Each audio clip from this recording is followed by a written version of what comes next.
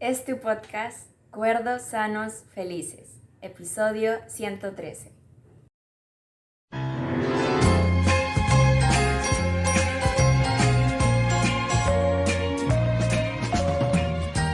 Hola queridos oyentes, bienvenidos, gracias por estar allí. Somos una familia peruana que desea proponerte con mucho cariño y responsabilidad información, formación y entretenimiento relacionados con nuestros hábitos alimenticios, de sueño, de oración, de movimiento. Consideramos que tenemos la obligación de conocernos en cuerpo, mente y alma para seguir adelante con un proceso continuo de bienestar. Normalmente, deseamos conversar con los que comparten alguna opinión con nosotros. Hoy, quizá tú y yo tengamos más en común al conversar desde nuestras diferencias, buscando mejores maneras de expresar nuestros desacuerdos.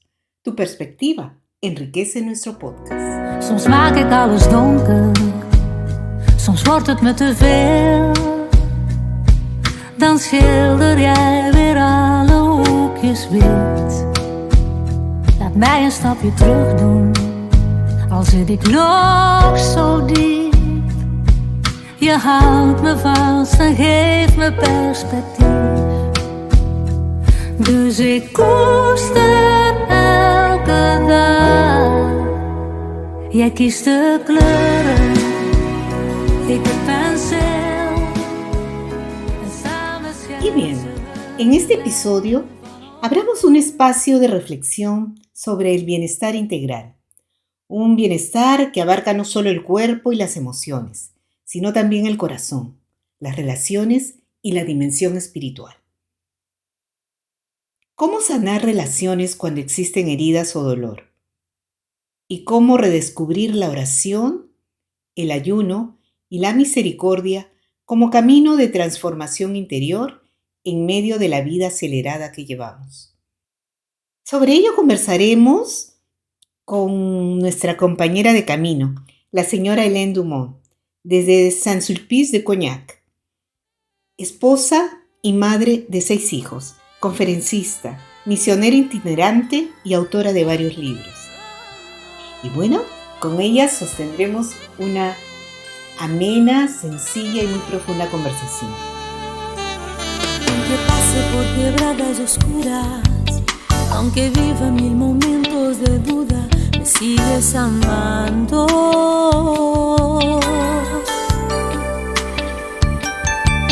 Aunque caiga en mi misma pobreza y regrese a mis noches inciertas, me sigues buscando. No me dejas irme lejos de ti, pues muy pronto vas en busca de mí. Me refugias y me proteges en tu corazón. Y bien, antes de pasar a nuestra entrevista, compartamos una reseña de la conversación que tuvieran Steve Odak, profesor de ética en la Universidad de Lovaina, y el filósofo Bertrand Bergely, alrededor de la gula en nuestro tiempo. Gula, definida como el exceso en el consumo de comida y bebida. Ellos intentarán entonces identificar los medios que permiten practicar una nueva forma de templanza y sobriedad.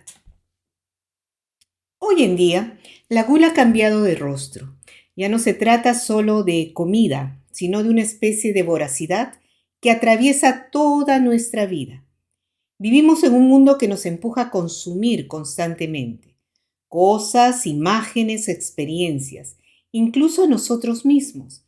Y en medio de todo eso surge una pregunta muy profunda. ¿Cómo recuperar el gusto por la vida interior? La gula, en su forma más simple, es el exceso, pero en el fondo es una cuestión de desmesura, de perder equilibrio, de dejar que nuestros deseos tomen el control. Y es importante decirlo, el deseo no es el problema, desear es humano, es bueno. El problema comienza cuando ese deseo nos atrapa, cuando se vuelve una especie de obsesión que nos desconecta de nosotros mismos y de lo que realmente importa.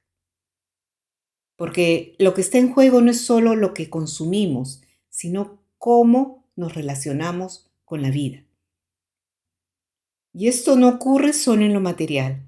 También puede suceder en lo espiritual cuando buscamos sentir, controlar o poseer lo que en realidad estamos llamados a recibir.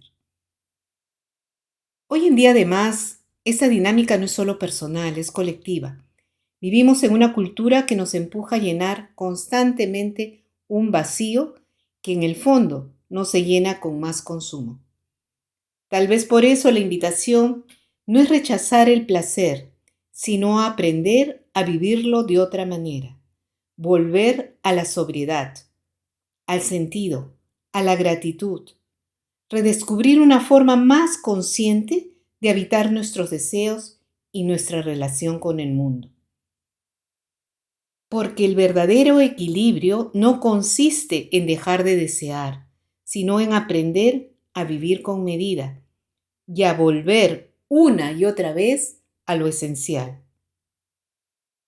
Se nos invita a redescubrir otra forma de alimento, presente tanto en el Tao como en el Evangelio. Si quieres nutrirte, abstente. Si quieres crecer, hazte pequeño. Si quieres ser el primero, sé el último. La solución pasa por redescubrir el sentido de la comida.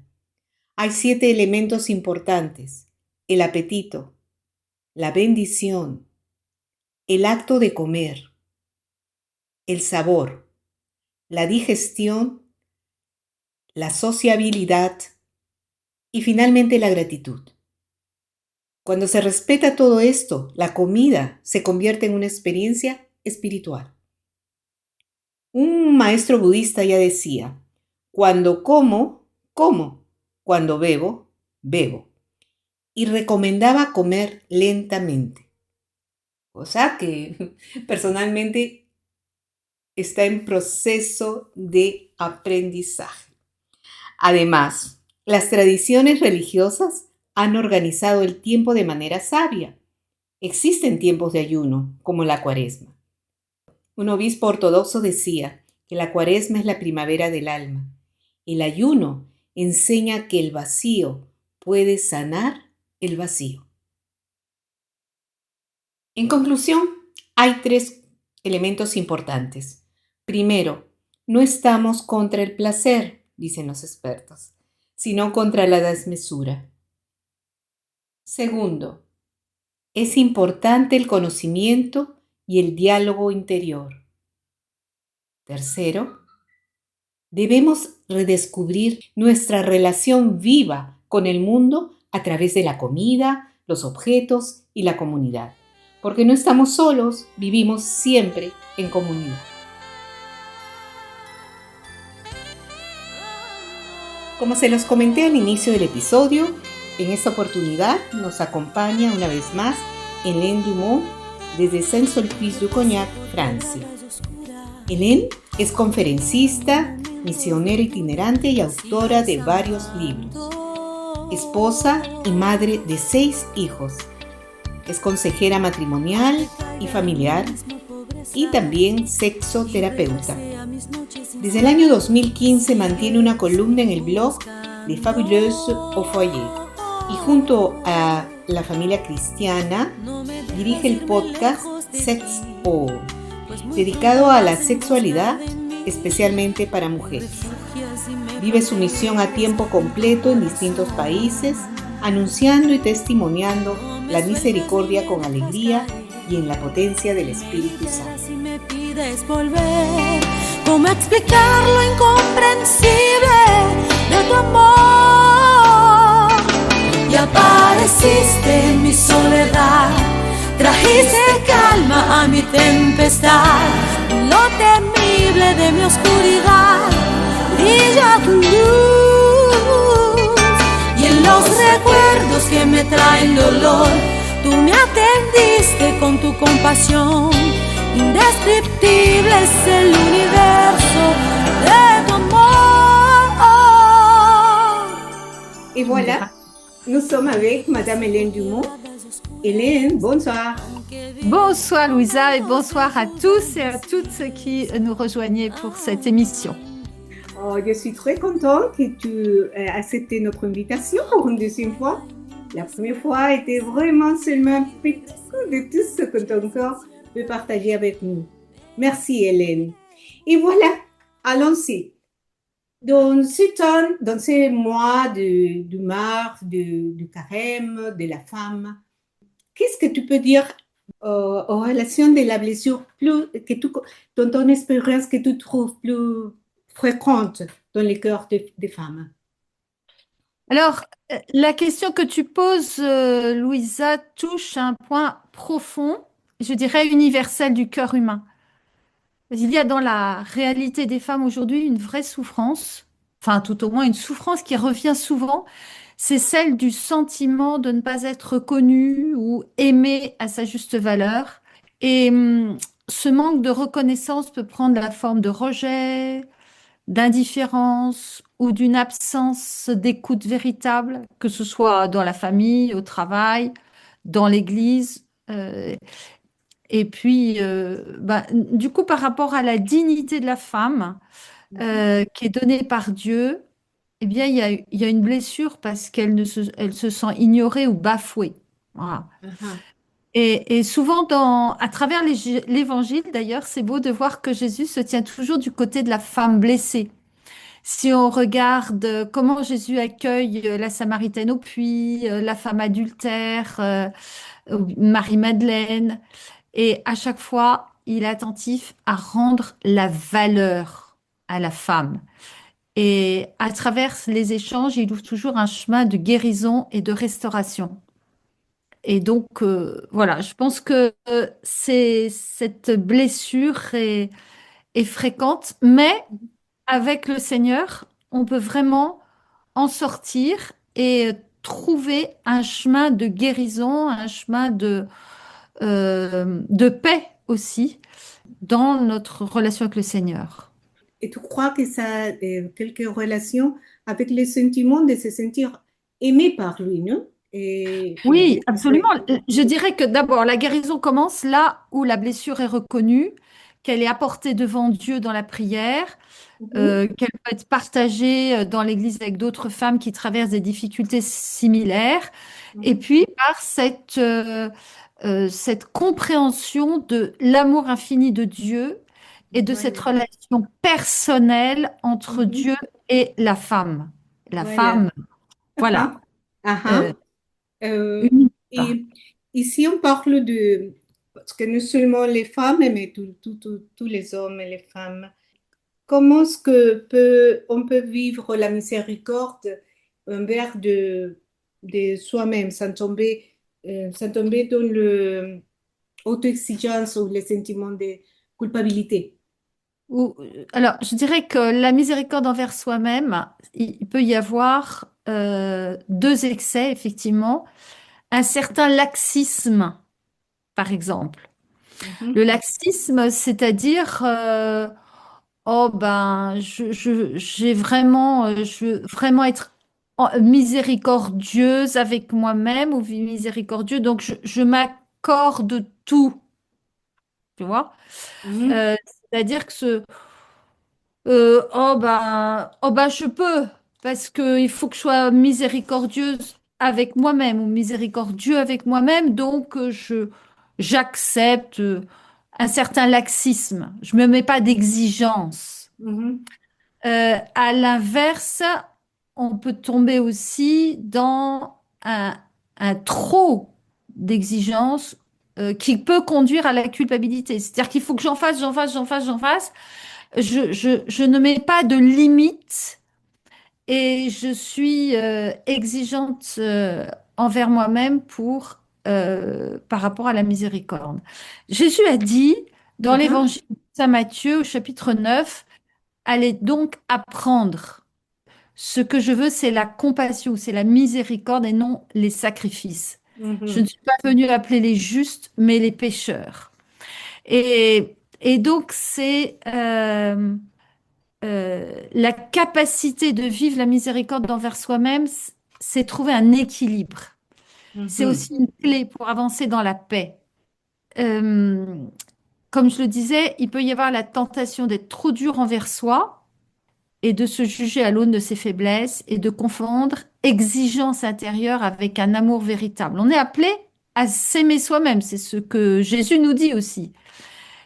Aimez-vous les uns les autres, aimez votre prochain comme vous-même. Et donc, ce que l'Évangile nous apprend, c'est que la miséricorde commence dans dans le regard que Dieu pose sur nous. Mhm. D'abord, c'est se recevoir de Dieu.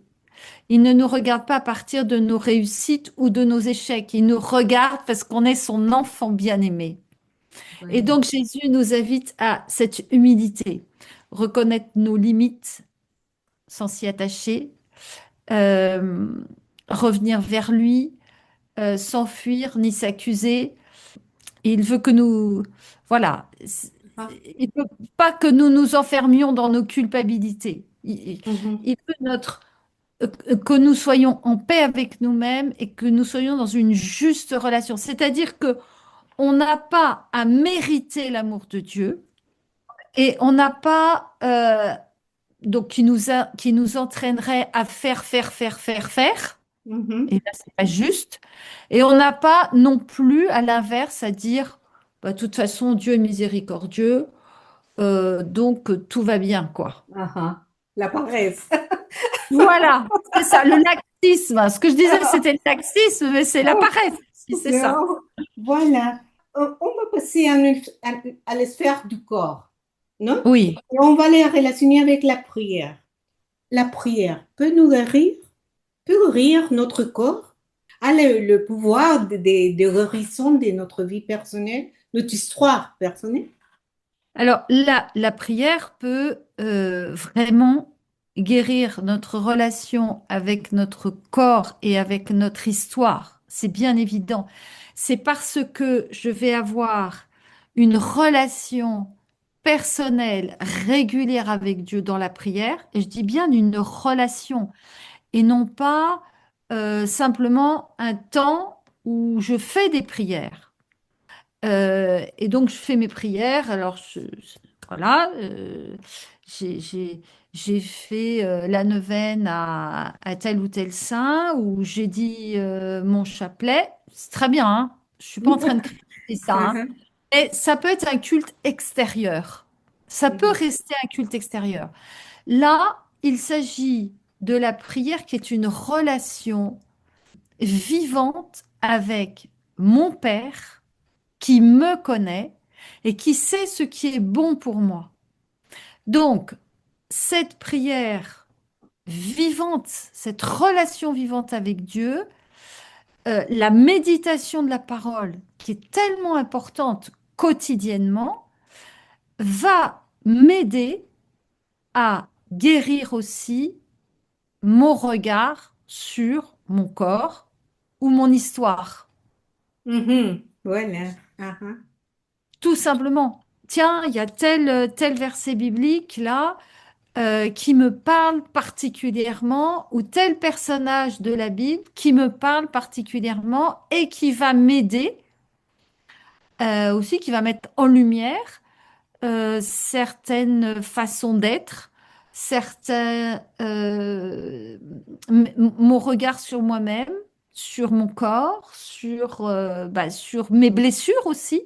Mhm. Et, et ça va m'aider à en guérir euh, et aussi à me... Voilà. Et donc, ça va avoir une restauration, ça va générer une restauration intérieure et donc une paix aussi intérieure. Ah, ah. Hélène, on a parlé d'une relation personnelle, OK, Mhm. avec Dieu. On va passer avec notre relation avec les autres. Et le Oui. pardon, c'est un élément on peut le définir comme un instrument, comme une ressource. Et le pardon, c'est une dimension réellement importante dans notre vie comme catholique. Pour toi, qu'est-ce que c'est le pardon? Mais aussi le pardon dans ces situations où les douleurs est présent. Et comment est-ce qu'on peut mobiliser ça? Comment est-ce qu'on peut faire que ça ne nous comment, dérange ou que ça ne nous si, dérange de continuer la vie? Mhm, Alors, il est bien évident que quand on a été profondément offensé ou blessé, on a en nous des, des émotions. mhm, On peut avoir de la colère, mhm, de l'amertume, de la rancœur, une envie de vengeance. mhm, On est pris à l'intérieur de soi par toutes sortes d'émotions qui font que, au départ, on n'a pas envie de pardonner.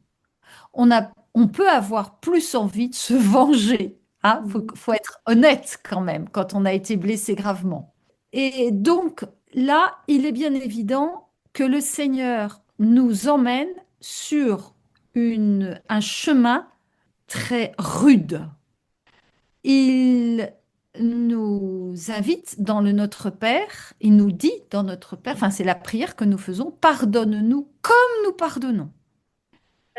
Sur la croix, il nous donne un exemple extraordinaire.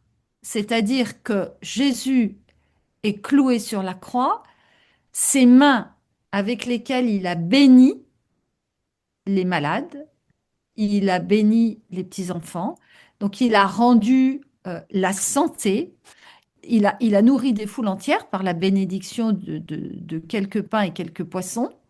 Et là, ses mains sont clouées sur la croix. Idem avec ses pieds avec lesquels il a arpenté les chemins dans la poussière et les cailloux.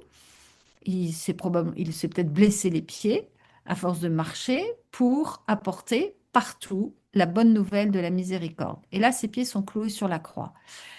Et que dit-il? Il pourrait dire, eh ben quand même, moi, avec tout ce que j'ai fait pour vous, vous pourriez me traiter différemment.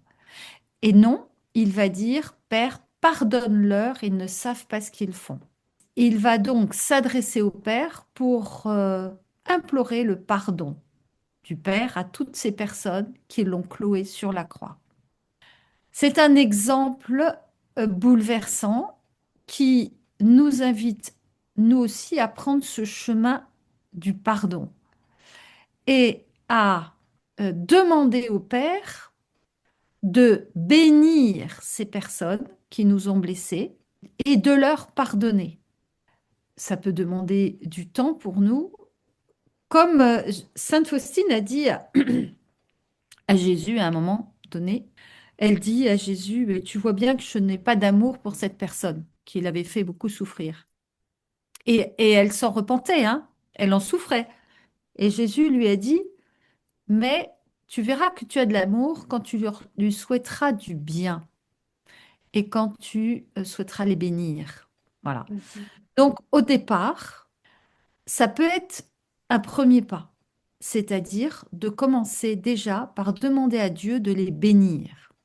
C'est un vrai, un bon chemin de démarrage pour ensuite lui demander aussi la grâce d'avoir la force de pardonner à ces personnes, de prendre ce chemin avec détermination, avec la volonté, avec le secours de sa grâce pour passer par-dessus nos émotions qui viennent en nous nous bousculer et nous conduire davantage vers un chemin de vengeance, hein, faut être clair, euh, pour prendre résolument ce chemin du pardon.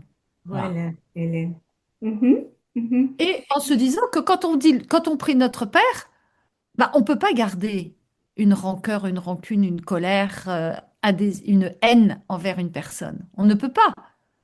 Parce que sinon, Dieu ne pourra pas nous pardonner, nous aussi. On sera pardonné à la mesure qu'on aura pardonné aux autres. Ah, et voilà, c'est la Donc, règle. c'est exigeant. C'est exigeant, il faut y aller. Il faut y Oui. aller. Et bon, selon Saint Pierre du Chrysolore, qu'il dit que la prière, le jeûne, la miséricorde sont inséparables, non? Et Oui, parce que la prière appelle le jeûne intercède et la miséricorde reçoit.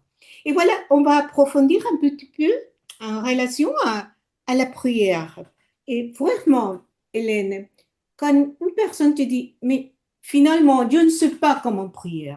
Et en deux paroles, est-ce que tu peux, je sais qu'on a parlé de ça, mais en deux paroles, qu'est-ce qu'on peut dire une personne? Je pense que prier, c'est aussi être conscient qu'on se met en relation avec celui qui nous aime infiniment. Et voilà. Mhm. Voilà. Personnellement, mon expérience de la prière, quand j'ai commencé, alors là, il y a plusieurs dizaines d'années, et je me suis dit, ah, mais il faut que je prie. Et, alors, j'ai commencé d'abord parce que j'avais démarré cette année-là, mais j'étais une jeune maman, hein, donc voilà, c'est Oui. pas récent, hein, c'est pas récent. Et on m'avait demandé de faire le catéchisme dans ma paroisse. Donc, ma première décision, ça a été de prier le matin avant la séance de caté. Parce que je me suis dit quand même, c'est important que je prie, quoi. Mhm. Enfin, voilà, que je prépare, voilà. Et puis, de prier avant la séance de caté, je me suis dit, ça change quand même un peu les choses. Et puis finalement, d'une fois par semaine, c'est devenu plusieurs fois, puis tous les jours. Et un matin, j'ai démarré, j'avais constitué d'abord un coin prière avec mon mari. Et ça, Mhm. c'est, je dirais, une bonne base aussi, parce que nous sommes incarnés. On a besoin d'avoir dans notre maison un lieu qui nous rappelle que c'est le lieu d'intimité avec le Seigneur. Pour revenir à ce que je disais tout à l'heure, la prière, c'est pas faire des prières, c'est vraiment rentrer en relation avec le Seigneur. Prendre ce temps comme on prendrait un temps privilégié avec une amie, avec son conjoint, avec un enfant. Voilà. C'est un temps où je suis déterminée à me poser, à arrêter tout ce que je fais pour me mettre en relation avec Dieu. Alors moi, c'est très simple. Je me réveille de bonne heure. Et donc, ma première, ce que je fais en premier, voilà, je prends un bol avec une infusion que j'emporte dans mon coin prière, dans mon salon à l'endroit où je prie, et je prends une heure et demie de temps de prière le matin. Voilà. Et là, alors, ce qui peut aider aussi les personnes qui savent pas trop faire, comment faire, ça peut être de prendre un carnet avec un stylo et de commencer à noter toutes ces actions de grâce, tout ce qui fait que, voilà, on rend grâce à Dieu. Alors moi, voilà, le matin, je commence par un temps de gratitude. Et je repense à ce que j'ai vécu la veille. Ah il y a eu telle chose, je te rends grâce, merci pour. Et puis, et je laisse monter un verset biblique qui me vient. Quelquefois, c'est le verset qui commence. Quelquefois, je suis touchée. Là, en ce moment, la nature se réveille. Donc, quand je me lève, les oiseaux chantent. Il y a un concert extraordinaire. C'est le printemps. C'est le printemps qui arrive bientôt. Oui. Et donc, je commence par rendre grâce à Dieu pour ça. Ça peut être très simple. Ça peut Mhm. être quelque chose de bon que j'ai vécu dans la journée d'hier. Voilà. Quelque chose qui m'a mis dans la joie. Voilà.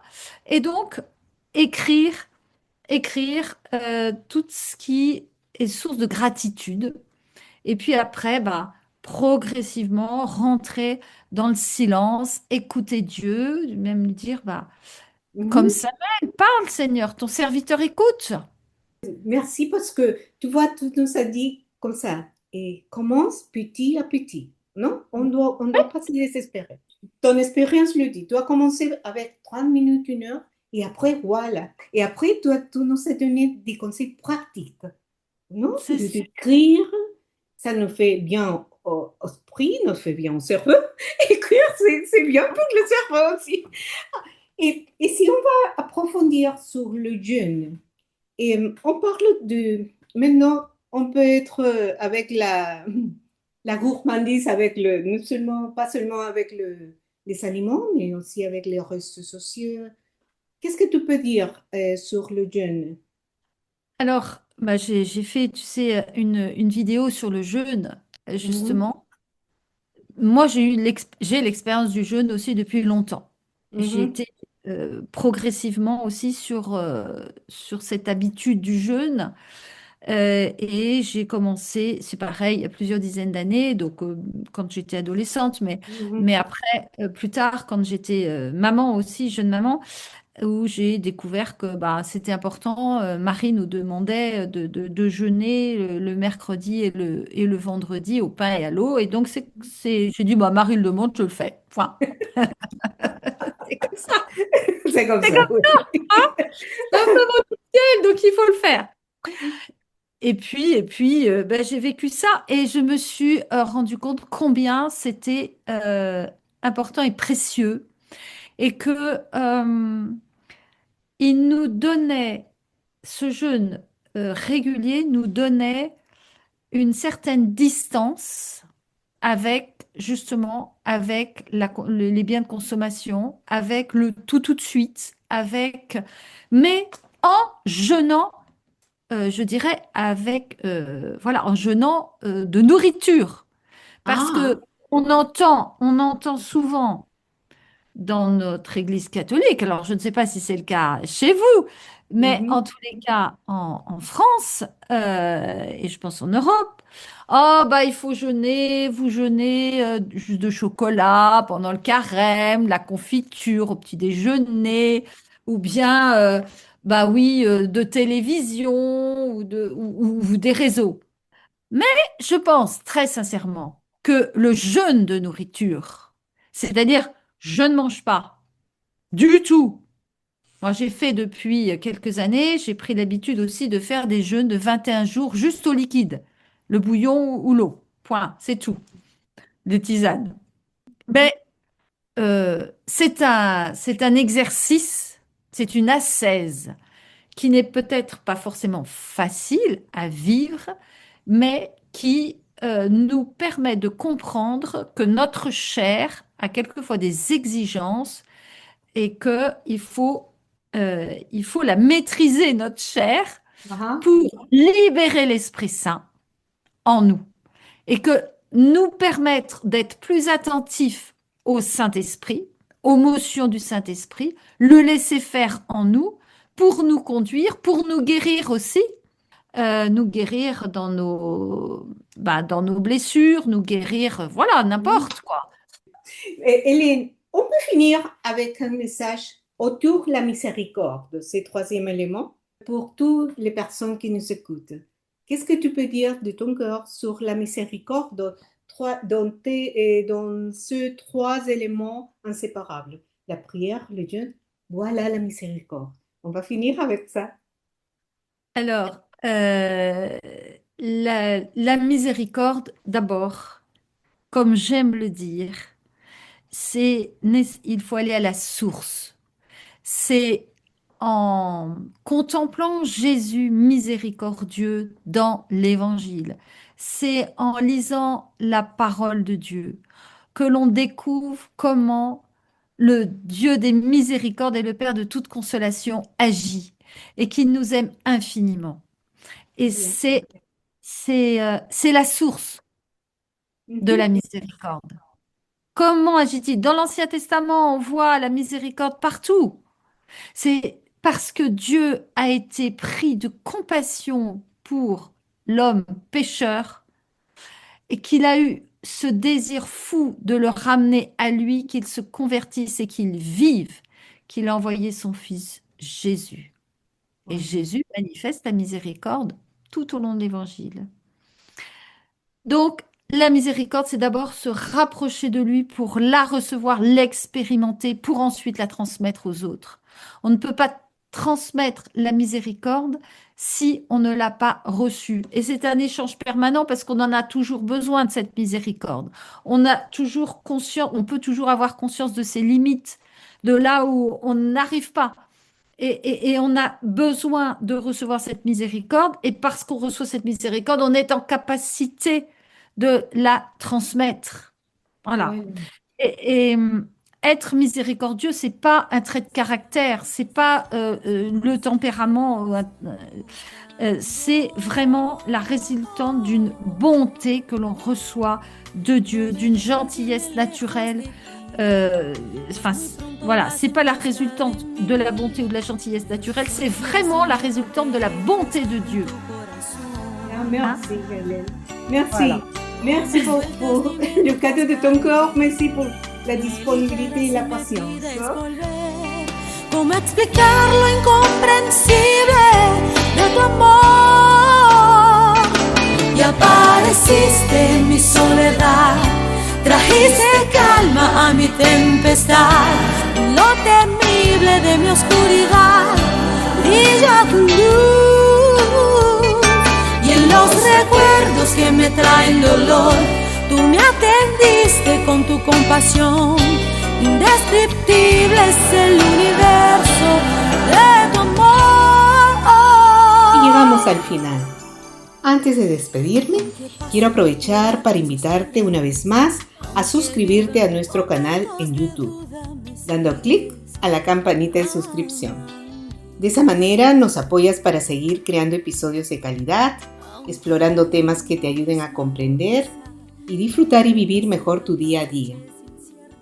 Y ahora sí, gracias por escucharnos. Si tienes algún tema que te gustaría que abordemos en nuestros episodios, no dudes en contactarnos. Y recuerda, nadie puede detenerse en su camino, porque la vida empuja desde dentro. Hasta la próxima. Escucha, prueba, vive.